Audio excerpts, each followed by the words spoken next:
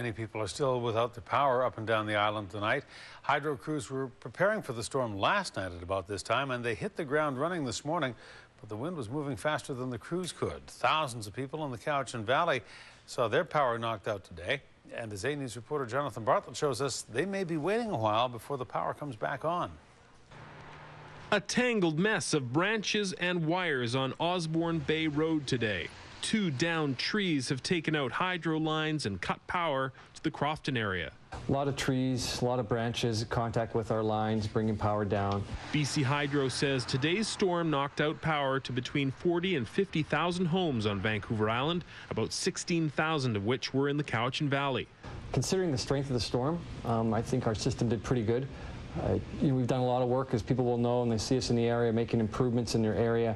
Or doing vegetation work. I think this is an example of the benefits of all that work that we've done. Even a small branch like this one on Cowichan Lake Road in Duncan can wreak havoc on the power system. That's why we have this vegetation management program that we have and resiliency program, that if we lose in one area, we can reroute the power, redirect the power, and try and bring it back on to as many customers. It's just after 12 now, and there's hardly any wind here at all. A BC Hydro crew member told me that all this was from about 15 minutes worth of wind. In Duncan, pockets of areas were still without power this afternoon. Drivers tried to remember fundamental rules about treating intersections as 4-way stops when the power's out. In Duncan's 49th parallel grocery store, it's shop by flashlight and cash only. I just come to feed my kid. I have a 2-year-old at home too, hey, so needs to eat. We're letting 2 people in at a time, and it's the old-fashioned cash and write everything down.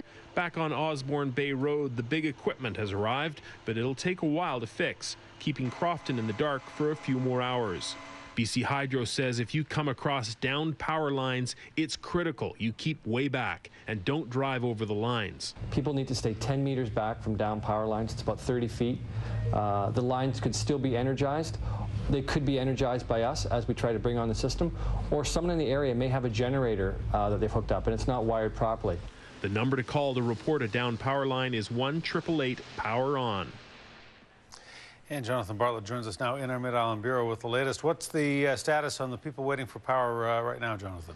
Hudson, I just spoke to Ted Alnick with BC Hydro. He says there are still 10,000 homes without power, but they expect most of them will be back online tonight. Not everyone, though. About 500 homes they probably won't get to. Pockets of areas in Port Hardy, Alert Bay, and also Sprout Lake and Cortez Island. Now, this is the kind of a storm that we normally see in the fall, not quite so late or early in the year. We should be used to this. What does Hydro say about being prepared for such an outage? Well, a lot of this advice is good for preparing for an earthquake, too, which we might get one of these days, or we will get one of these days on the West Coast.